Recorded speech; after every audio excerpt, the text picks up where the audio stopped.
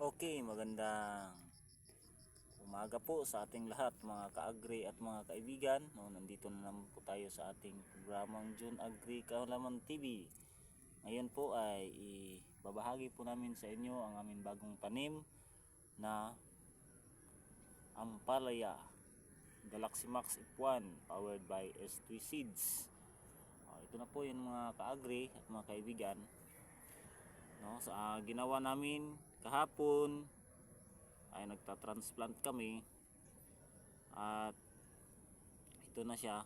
Ang nilagyan po namin ng Puradan yung puno niya, prevention sa atin pong mga pipinsala sa ating tanim gaya ng mga insekto at saka yung mga bakterya, no, mga ka-agri at mga kaibigan.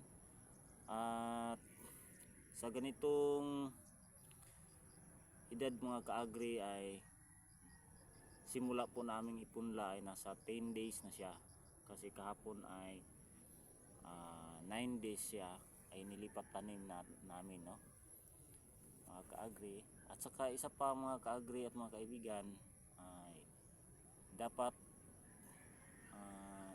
3 days simula po ng ating lipat tanim ay pwede na tayong magsimulang mag-aabono nito na drenching lang muna, no. Isang latang sardinas na abono, yung urea or Yara Nitrabor, depende, optional po tayo kung anong available sa inyong lugar. Yun po ang atin pong i-didilig na unang abono natin, no. May mga tayo, pwede rin tayong mag-abono ng Tropicot or calcium nitrate, no, calcium nitrate. Pwede tayong mamili diyan, yung apat na yan.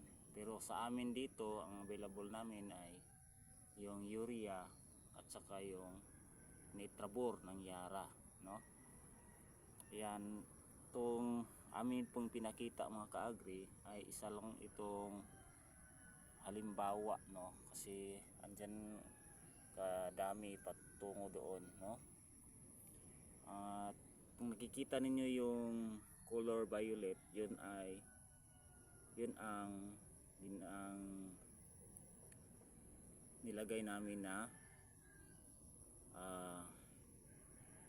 yung pangdepensa po sa mga insekto, yung Puradan, no.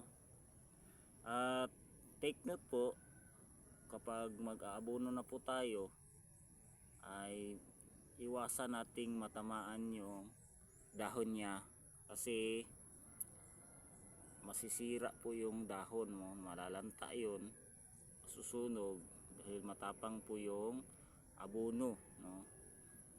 At amin pong tips po na sa isang 16 liters na tubig at saka yung isang latang sardinas na abono, dapat ma-dissolve talaga yan, no.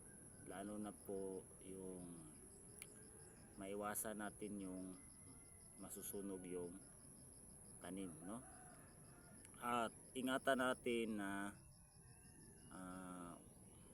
wag masyadong marami ang malagay natin mga ka-agri, no, para maingatan natin ang ating tanim. Ang intervals po namin, ang practice namin dito ay 3 days sa ganitong edad, nung 1 week to 3 weeks. Pero pagdating ng 4 weeks hanggang mamunga na siya ay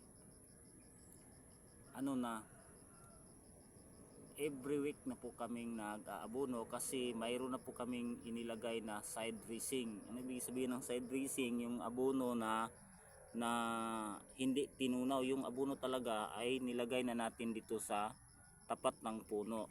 Kaya mag-abono po kami ng drenching ay isa na lang pong beses sa isang linggo, no?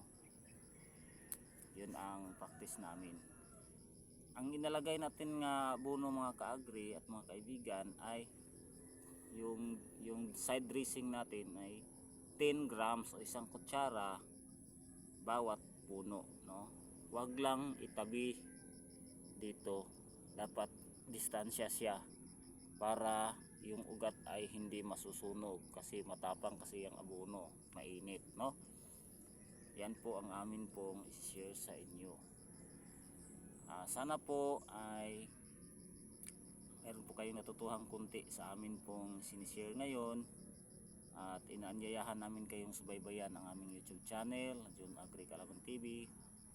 May mga previous video pa kami na nagawa noon, pwede kayong mag search sa aming YouTube at pwede ninyong panoorin.